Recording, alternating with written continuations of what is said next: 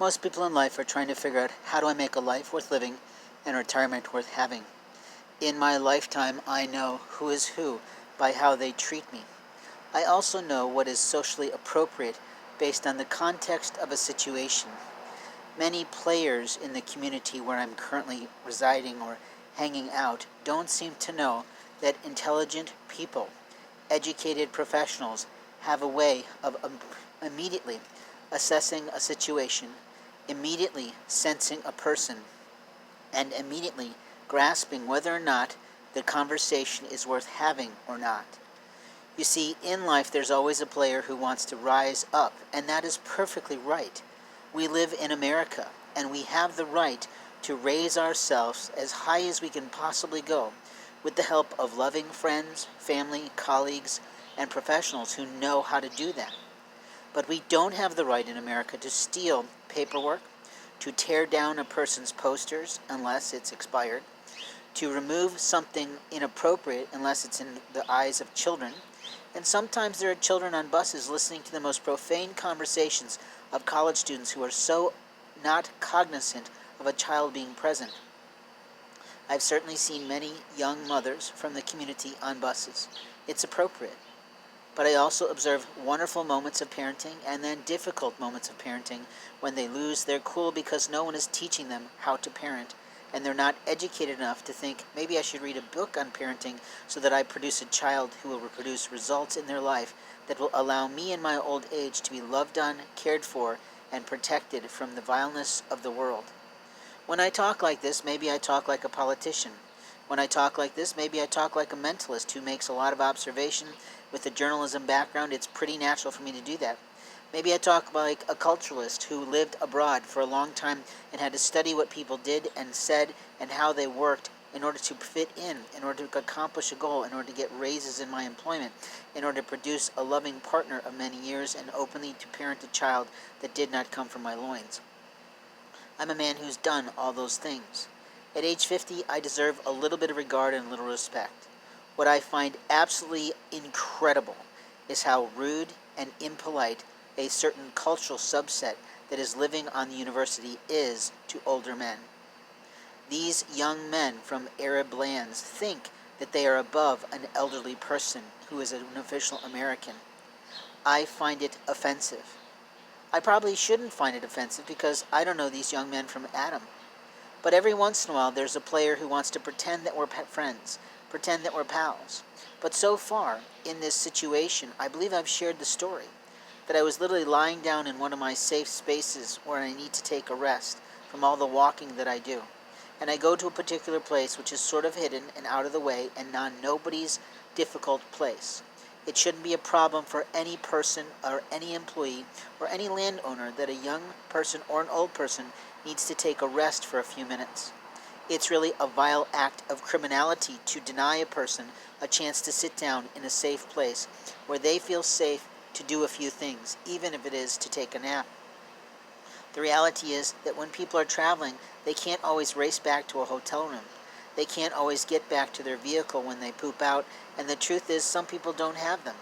It's not always safe to sleep on a bus. We've proven that many times abroad and locally, and the truth is people are not watching out for one another as well.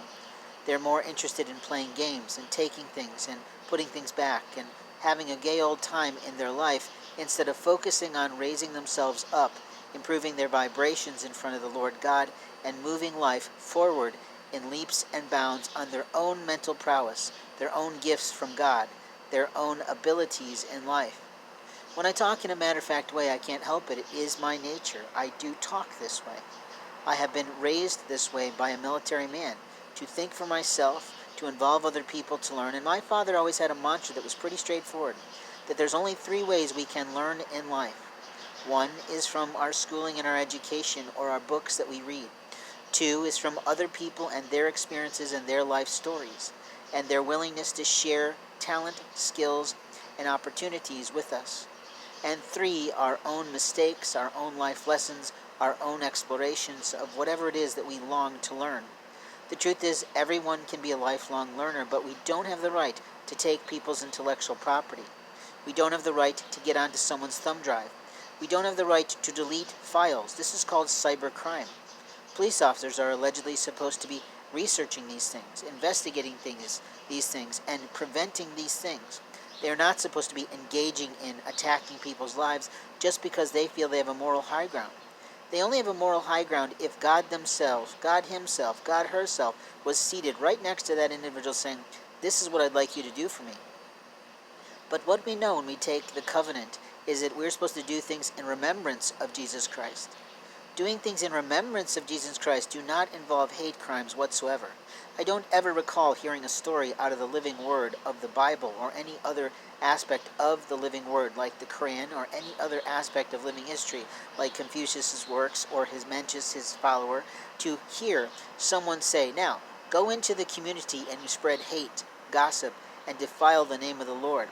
Put up pictures of Jesus with horns on his head," because the picture that was painted back then showed sort of a mulatto man.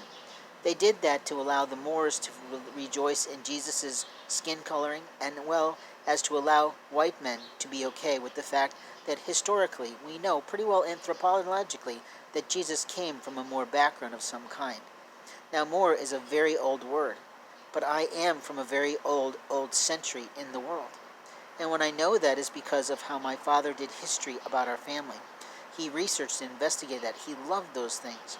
He also loved Law and Order, a television show. Sadly, we had to suffer through it almost every night at dinner. Sorry for you Law and Order fans, but I got a little old of it because it was always about the demoralization of someone.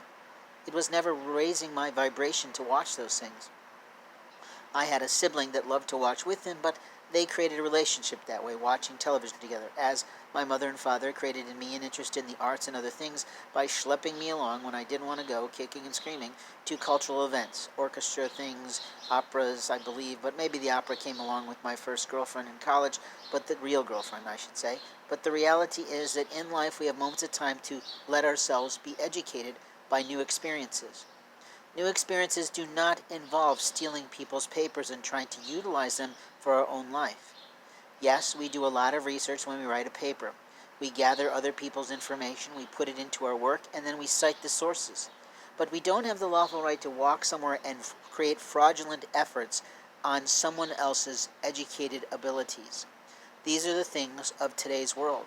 That we have cybercrime, we have bank theft, we have identity theft, we have medical records theft, we have medical records abuse, we have medical records violations, we have human rights violations, we have civil rights violations, we have mobility violations, where there's always some stalker who thinks, "I've got to find out about this person."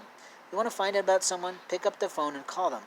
If, sadly, they don't have a telephone that works, or if, sadly, the telephone concepts that we have now of pocketing a minutes means that they're never getting your telephone calls, or maybe you're actually calling someone thinking you're talking to that person and you're really not talking to them at all. We know what social engineering is, and if you don't, let me remind you.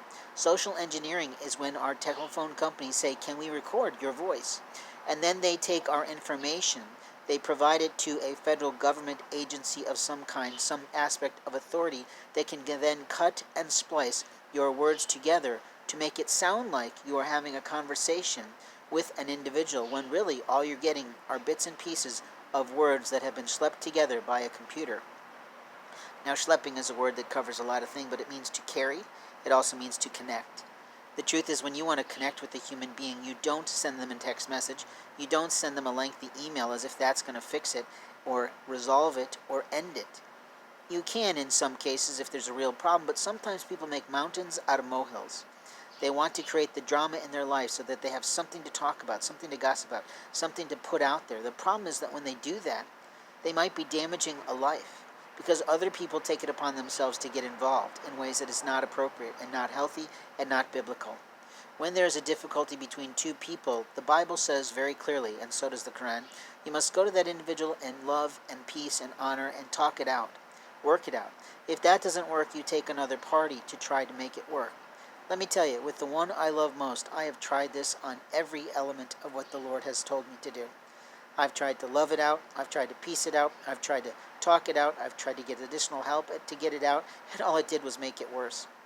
Anytime a relationship is infiltrated by other people, it is almost always destroyed. It is very rare for a loving couple, a loving partnership, a loving friendship to survive if other people are allowed to get in and advise when they are never a part of that relationship during the day-to-day aspects of its functioning. People have the right to intimate relationships, to privacy of their loins, to the incredible aspects of love-making in the privacy of their home, a hotel room, or wherever they have paid for that privilege. Even if it's in a spot in a park someplace hidden out of the way, people have the right to have their crazy little moments so they have stories that they can share us all their lives. But the truth is there's always some monster who wants to invade that moment. I told a story once of being in college, going out to the park with my girlfriend, a state park, finding a really quiet spot, putting down a blanket, moving our car in front of our space, and we started to have a little bit of time together. Some man walked out of the wood butts naked, trying to ask us if he could join us. I was literally ready to pick up a gun and shoot him. Who the hell gave him the right to even descend upon our moment in time? This is the vileness of people and human nature, to not understand what is and isn't politically correct is not the point. What is and isn't privacy anymore. A person's sexuality is totally a private matter. If they choose to claim something out loud and proud, that's on their life. We don't mark that on any job application. We don't mark it when we walk into a church. We don't pronounce it very often, and people pick up on who we're in love with and who's our partner. They can either allow that regard for love and life or not in their minds, but frankly, it's none of their business. It's not their right to really comment. The only thing they should say with all politeness is, I hope they are happy in that relationship.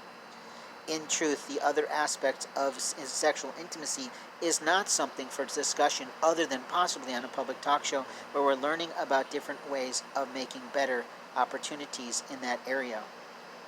Oprah has done a fine job, I believe, and that so did Phil Donahue and other people of her legendary time period.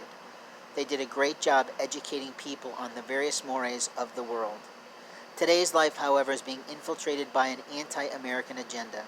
That anti-American agenda is saying, I'm in power and you are not in power in your life. I'm in control of you and you are not in control of you. I'm the one who's going to control your life. I'm the one who's going to take your phone over. I'm the one who's going to ruin it. I'm the one who's going to play with your computers. I'm the one who's going to steal things off your thumb drive. I'm the one who's going to take your intellectual property given to you and delivered to you by the Lord God himself, Jesus Christ, who gives us our minds, hearts, and souls before he, she, it puts us into a being that goes into a little family. So many people have forgotten how the world of the Lord works. It's not even funny. There are wonderful children's cartoons that talk about this. An amazing one from an incredible Latin director really showed this incredibly well. I wish she would release a scene by itself on YouTube. I know her through my LinkedIn channel, I believe, but I can't promise she's still out there because of the monstrous attack on my life through cybercrime of someone feeling they had the right to constantly stalk, constantly impede, and constantly interfere with my right to make connections in a lot of places. I have gone places and elderly people thought because I was a guest in their home or their church that they had the right to put their hands in my bags and take things out of the bag. I've had t-shirts stolen at hotel. I've had things monkeyed with at churches. I've had literally lots of things damaged because people just thought, I'll do this. When I was taken openly into jail, a monstrous bailiff took all of my most important property. I still have not gotten it back, and I believe she stole it all, even down to my amazing angel pants that were by a famous brand, Notorious, I believe was the name of it, and literally they're $400 pair of jeans. I didn't pay that much for them, but they've got angel wings all the way down the back. They were bejeweled, which was sort of humbling for a man like me, which I always covered with a shirt, but literally all my important documents were stolen by that woman.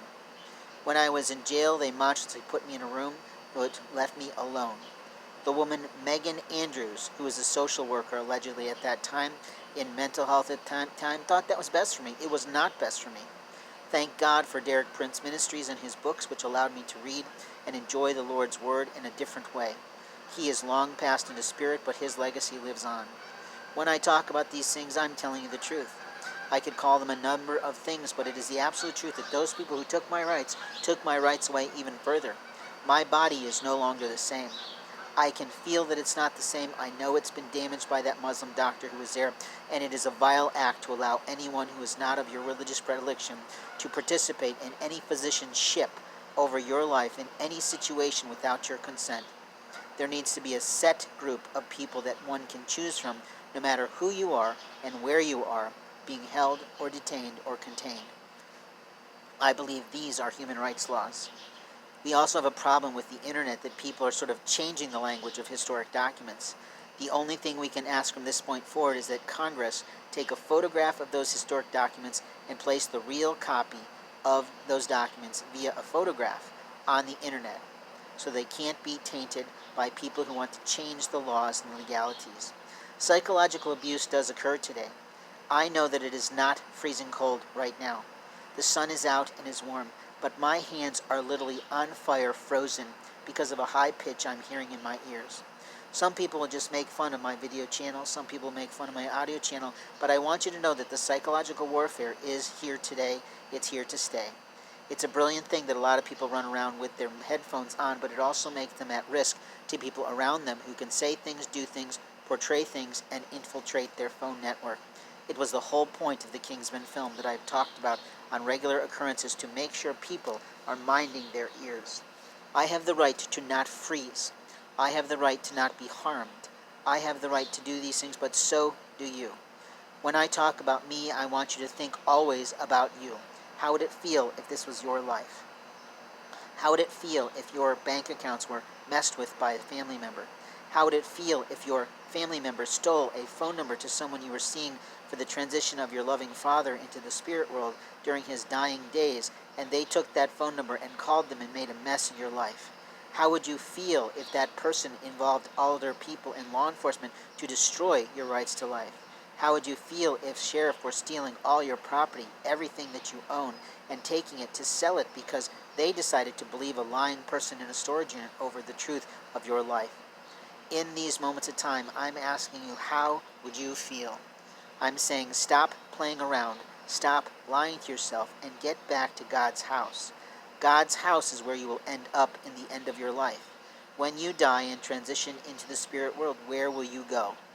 Will you go to hell, as many people will, because they did not honor the Lord with their life, with their death, or with their living?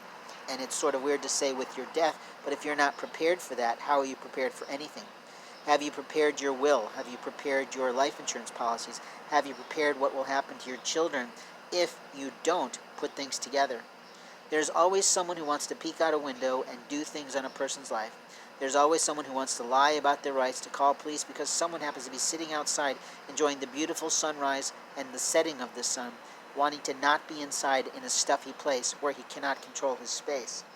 There's always someone who prefers to be outdoors, like the people who live in the outdoors in Canada and other places like Alaska.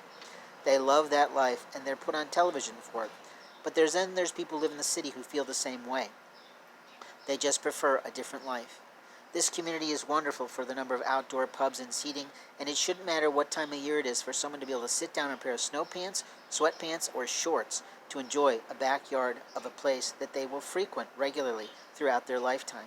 Whether they buy today is not the important thing, because people become customers for life based on how your employees treat them every single time.